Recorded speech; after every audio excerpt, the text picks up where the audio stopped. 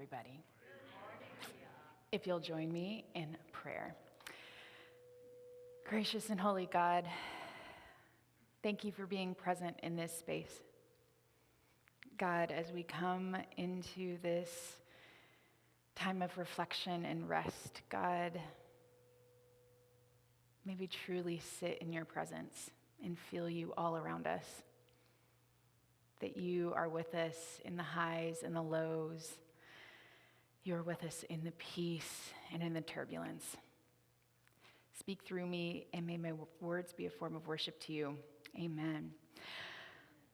So, I'm going to tell you my favorite story today. So, Daniel 3 is hands down one of my favorites, and I'll tell you why. I grew up watching VeggieTales.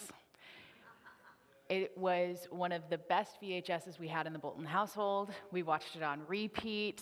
I am the younger sibling, but I was in control of everything. So my poor brother probably knows this story by heart. So for those of you who don't know, Daniel 3 is the story of Shadrach, Meshach, and Abednego and the fiery furnace. We'll go over all of that. It's going to be beautiful. It's very confusing because this entire book is Daniel's story. The first half is his experience in Babylon. The second half is his prophecy of what's to come. But super randomly in chapter 3, all of a sudden Daniel's just like, I'm going to hang out somewhere else. So we only hear about his friends for a full chapter. So in the first 2 chapters, we learn that Daniel and his friends have been kidnapped from their homeland and are now forced to be slaves in the palace of King Nebuchadnezzar in Babylon. So that's kind of the setting we're in. They are not happy campers. They are not in their space. As Miss Nancy kind of mentioned, what they're learning about today, they were told they had to change their diets because they now were Babylonians, and they're like, well, that's untrue. Didn't change their diets. They said, trust us, we will be stronger than all of your men by following our God's meal plan, basically. And they were like, great. And they did, and they were stronger. So Nebuchadnezzar has his eye on these 4. He's like, something's happening. I don't fully understand it, but I'm watching them. Here's the thing. When you have been stolen from your homelands and put into a space to be slaves, when the boss is watching you, that doesn't always mean a good thing. It means you're doing something to draw attention and to distract and to frustrate. So that's kind of the energy we're going into chapter 3 with, is Nebuchadnezzar is not content. He feels like something's slipping through his fingers, and he can't figure it out fully. And so Daniel and his friends, they're confident. They're like, God is watching out for us. We are not where we want to be, but we are where God will work through us regardless. We are prepared for that. So I'm going to detour and tell a little selfish story. So I had a beautiful grandmother named Vivian. So she's the whole reason I'm like standing basically right here. I grew up in a precious little Presbyterian church in the San Gabriel Valley.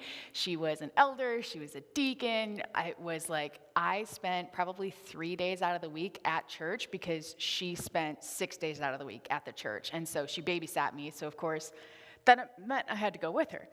So growing up, she was like my second mom. So we lived 3 houses down, catty corner to them. And my mom tells me this story of, again, remember, I'm bossy. We started with that energy at the very beginning of the sermon. I wanted to walk to Nani's house all by myself, 4 years old. So of course my mom's like, okay. Calls my grandma and goes, Leah wants to walk to your house. So my grandma goes, stands on the corner. My mom goes, stands.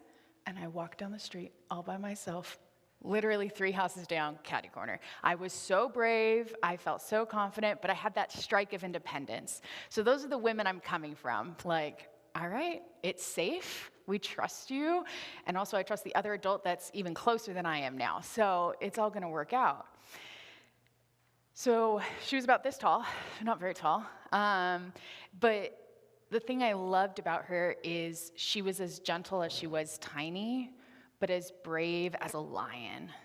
She would not give up on her convictions. If she felt that God was calling her to say something, she would say it. When she felt like God was pushing her to approach someone, she would do it. And I remember when I was young, you just don't appreciate things like that. I feel like a lot of times, most of us, it's kind of the hindsight 2020 moment where like, I had a really amazing person right in front of me, and I don't think I fully appreciated them until I realized they weren't there anymore. So, Thursday nights were choir nights. I could never hang out with Nani on Thursday nights. She wasn't going to be there. So we went grocery shopping that day, and I remember she was dropping me off at the house. And so she goes, all right, sweetie, like I'll see you later.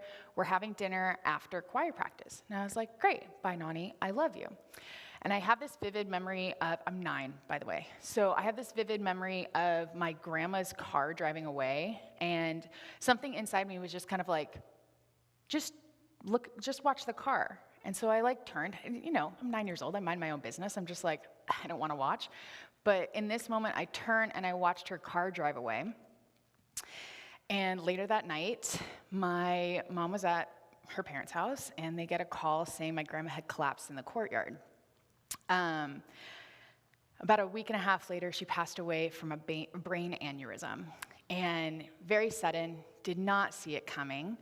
And it shook my family, not just my nuclear family, but here's my gruff Italian grandpa. I don't show any emotions unless it's after church and the kids want to go to McDonald's and get McFlurries, but other than that, I don't show any emotions. Sobbing in his big old lazy boy going, what do I do? What do I do? We've been married for over 50 years. I don't have a life outside of Viv. She runs this place. She's in charge of this. I don't know where to go from here. So at 9, I am incredibly confused. What's happening? Why is this happening? Just getting really worked up because not only was this like my second mom, but now I'm sitting here and having to deal with grief for the first time. I had never experienced loss before. I'd had like extended like great aunts and great uncles pass away, but I'd never had someone in my space be gone. And I remember one night I'm crying in my room, and I'm like trying to figure this out. And my dad's a night owl, so he was folding laundry in the living room, and he heard me. So he goes in, and he squats down next to my bed, and he goes, do you want to talk about it? So of course I started screaming, why would God do this? Like, he opened the door. I was like, I'm going to take this. Why would God do this? How dare he? What is happening? This is ridiculous. Just losing it. I'm having the hardest time comprehending why. And I remember my dad just taking a deep breath with me, and he goes, your feelings are valid. I feel the same way. And I was like, oh, okay. Like, an adult feels the same. I'm not alone in this. An adult feels the same way. And he goes, but I need you to remember that the anger you have right now, the hurt you feel right now, the tighter you hold on to it is going to define you later. It's what you do with that emotion that's going to define what happens that you choose to happen in the future. So are you going to choose to be angry that she's gone, or are you going to celebrate her memory and keep it going? That stuck with me because I feel like that was kind of the moment that I shifted. I didn't stop being angry. I didn't stop grieving. I still had to work through that. There are steps to that we have to get through. But I stand here. This week is going to be 18 years. I stand here going, I would not be here if it wasn't for her. I have now experienced my life 2 times over than how much time I had with her. But also, I wouldn't be the person standing here if it wasn't for those 9 years with her. Heartbreak is a really hard thing. Grief is a really hard thing. The men we're talking about today were in that process. We don't know if people had died as they were being taken from their families, but we know that their families aren't there anymore. We don't know where Daniel is in this moment, but their community doesn't look the same. Daniel has to be somewhere else in the palace. They can't just stick together, the 4 of them, to be comforting and to care for one another. So they're sitting in this surrounding that doesn't look familiar, doesn't feel familiar, as well as even the little pocket of home that they have gets pulled in different directions. So we're in chapter 3. Nebuchadnezzar has created this enormous statue and has commanded all of Babylon to bow. And so what happens? All of Babylon bows, except for 3 guys. And he goes, I made a very solid threat at the beginning of this, saying, if you do not bow, I will throw you into the fiery furnace immediately. The word is immediately. So what does he do? He gives these guys a second chance because he's a good ruler. And he goes, hey, you guys, come on. Just bow, just like, and they're like, no, we don't do that. I don't know if you noticed, but we don't do that. We serve the one true God, and that is not God. And he goes, all right, I'll give you one more chance. Bow. And they're like, no, still not going to do it. Sorry. And they actually apologize to this guy as he goes, all right, we're going to throw him in the furnace. Has people grab them, and he's getting so worked up. We're talking, Nebuchadnezzar is livid to the point where he goes, you have not only disrespected my idol, his God, but he's like, you've disrespected me. He's made this personal now. This isn't just a form of worship. This is now, if you don't obey me, that means you don't respect me, which means you're the worst. Make the furnace 7 times hotter. When we read this kind of thing, we need to remember that this is imagery that the author is giving us. It's not just that the furnace is going to get 7 times hotter. That means Nebuchadnezzar's emotions have gotten 7 times more intense than when we started. So this man was already kind of irrational. I don't know if you've noticed. We can say that now. But he's now 7 times more irrational. And that's where we are in our text today. So we are in chapter 3, and I'm going to start in verse 16. It says, Shadrach, Meshach, and Abednego answered the king, O Nebuchadnezzar, we have no need to present a defense to you in this matter. If our God, whom we serve, is able to deliver us from the furnace of blazing fire and out of your hand, O king, let him deliver us. But if not, be it known to you, O king, that we will not serve your gods, and we will not worship the golden statue that you have set up. Then Nebuchadnezzar was filled with rage against Shadrach, Meshach, and Abednego, that his face was distorted. He ordered the furnace to be heated up 7 times more than customary, and ordered some of the strongest guards in his army to bind Shadrach, Meshach, and Abednego and throw them into the fiery furnace.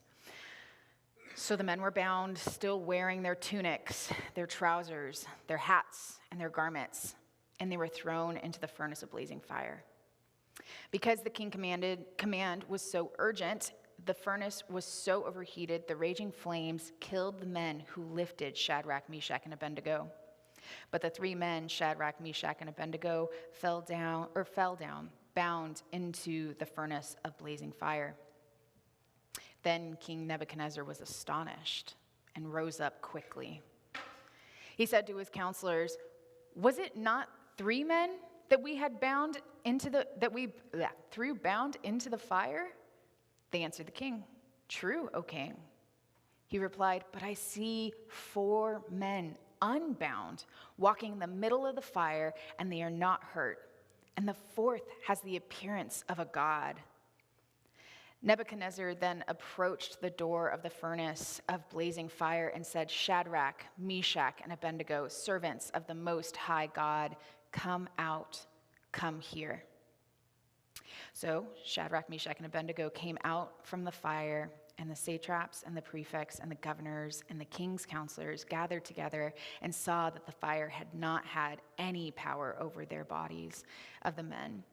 The hair of their head was not singed, their tunics were not harmed, not even the smell of fire came from that.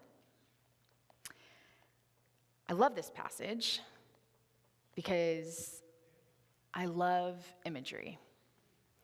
We get a full picture here. We don't just get to kind of picture where we are. Ironically, this man has this furnace in his throne room. I'm like, isn't it hot in there? Like, why would you do this to yourself? This just doesn't seem like logistical thinking. Now, he's killing his own guards because he's so frustrated. He's like, all right, I don't even care. Make it super hot. His guards can't even get close to it. So we're picturing like these flames, like I'm picturing his throne here and like the furnace is back like where Scott Moore is. Hi, Scott. So it's like, that's where the fire, thank you. Ooh, fire effects. So he's back there. You know he's feeling this. Nebuchadnezzar is feeling the lapping fire and the flames and the heat and everything coming off of it. He is watching his guards be obliterated by this heat, and he's watching these men fall into the furnace. You can see all of it. I'm starting to sweat. I feel like it's 85 degrees in here. That is too cool. 110 degrees in here. We can just see, and I don't know about you, but it starts getting my anxiety up a little bit. I'm just kind of like, all right, I don't want to be here anymore. I want to go. I can't even sit in this picture right now. This is too much.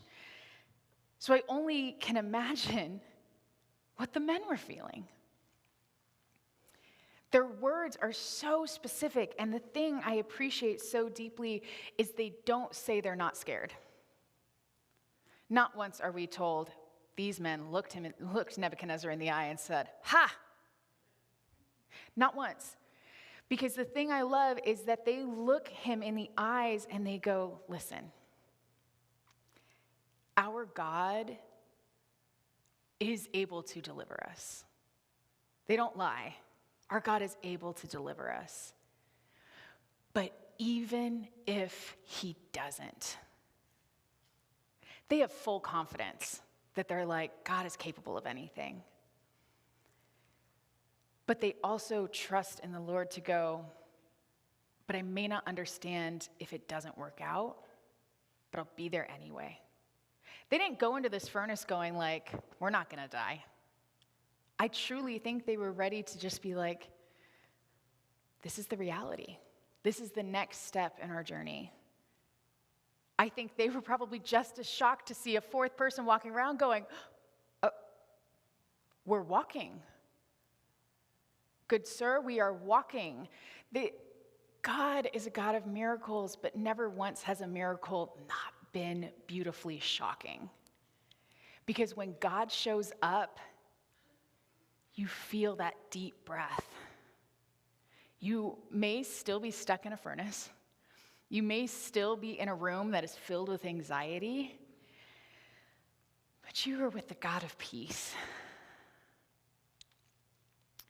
When I picture this, I love that we get to see this switch in Nebuchadnezzar. The last time we hear him described, his face is distorted. He is so angry and full of rage.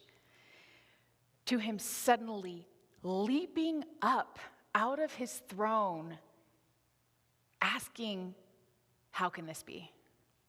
There's no way. This is impossible. He has to get clarification from his counselors that what he's seeing isn't a trick of the eye, that he is watching the creator of the universe send in help. The thing I think about is it doesn't look the way we would expect. It's not God plucking the three out. It's not God quelching the fire and just going, no more fire, we're done with the fire. Nebuchadnezzar, we're done with the fire. He doesn't do that. Instead, God stands in the fire with the men. How easy would it be to just get rid of the fire or to just pull the men out or to just like make the furnace just not happen anymore? It just doesn't exist. Sorry, Scott, you can still stay. But it's like, God doesn't do that. We see that in our own lives. How easy, God, would it be if you just took this off my plate? If you just didn't let that happen? That would be great. There have been times where God answers prayer in wonderful and just relieving ways. But in my time, I have experienced it's more so standing in the fire with me. When I think back to my grandma, and I think of how different my life would have been if I had had her throughout high school, get through high school graduation, get through college graduation, job changes, starting my master's program. How different would it be if she had been here? And then I kind of stop and I go,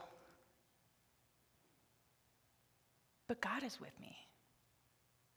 God was sitting with me in that room before my dad walked in while I was crying. God has sat with me in the 18 years of grief. I still cry over this woman. God stands with me and holds me and intercedes for me when I can't do it. God didn't just save these 3 men and then never do it again. God continues to do this over and over and over, generation after generation after generation. God recognizes our needs and stands with us in the waiting line. While it's being processed and we're figuring things out, we get to stand with our Creator and remember, while the flames are lapping at our ankles, they won't harm us. The final thing that blows my mind, I don't know if you guys have ever done a bonfire. They're kind of great. But bonfires have a very specific nature to them. I grew up going to Huntington a lot growing up, and so you have the fire pits, and so you'd always stay until the evening, and you'd make hot dogs and s'mores and all that jazz. I vividly remember one youth group trip. We're sitting there, and of course the boys think it's so funny. They're like throwing paper into the fire, and I see a little flurry, like we're talking like maybe the size of my pinky nail, so small, fluttering up, and I'm zoned out, and I'm just watching it, and I watch it land on my towel. And I watch it just create a hole. And I was like, oh, my mom's gonna be real mad. Like it was the absolute terror of going like, there's a hole in my towel now. What do I do? Like, it's gonna start on fire? What's happening? The tiniest flurry from a piece of paper. It wasn't even the wood. Like, it wasn't even fully on fire. It was embers at that point. Created a like silver dollar-sized hole inside of this towel. And I was like, uh-oh. And that's not even touching fire. That's touching the essence of fire. And then you kind of like get in the car afterwards and you go, you smell like fire. And you're like, okay, so now I have a hole in my towel. I smell like fire. And then you go home, you take a shower, you're like, great. You walk into your room, and all of a sudden you're like, my room smells like a fire pit because you haven't washed your clothes yet. It just permeates everything. Fire is no joke, is what I'm trying to get at, and that's the whole safety scenario we're going with. Fire is something that leaves evidence and traces of itself everywhere we go. So when these men get out of the furnace, after Nebuchadnezzar is mind blown, mind you, they really start paying attention. He's mind blown that, first of all, they're alive, but second of all, that there was a 4th man in there with them. But now Nebuchadnezzar's looking at them and going, your clothes are the same. There's no holes, there's no ash, there's no cinders. You're completely put together as if we never put you in the fire in the first place. And then how specific, this author just really was like, this is how much I need the audience to understand the gravity of this miracle. And not even the smell of fire came from them. How many times have we gone through our lives, we've gone through trials where we have been in the furnace for way too long, and we get out and people don't even know we were there. They look at us and they go, oh, they're fine. Nothing's touched them. They've never been through a trial in their life. They're great. And you're standing there going, I know I don't look like it. I know I don't smell like it. But now is not the time I am hurting. Like I said, God never promises us not to go into the furnace. God doesn't promise that the recovery time is shortened because God is present. God promises comfort in the recovery time. Not the most uplifting moment in sermon history. But honestly, I feel like this passage is something we just have to sit with. Because the story goes on. Nebuchadnezzar doesn't change his mind and go, wow, this is amazing. They go on and they praise God, but it's short-lived. They go back to their old ways. It's not like he sees this and goes, wow, your God is so incredible. You know what we're going to do? We're going to release you and send you home. No, he keeps them as slaves still. Nothing about Nebuchadnezzar changes, but everything in these men's lives have completely shifted. Because they don't just believe in what God can do, but they have experienced it and they still feel it. I want us to go into our week looking for those moments. They may not be big, they may seem small in the moment. But when I think about the fact that I was able to turn and watch my grandma drive home that day, something I never did, I get to hold on to that memory of seeing her little cute head barely making it over the back of the headrest, just bopping around the corner to go park her car. That's a gift in the grief and the comfort of that grief, that I have that image in my head.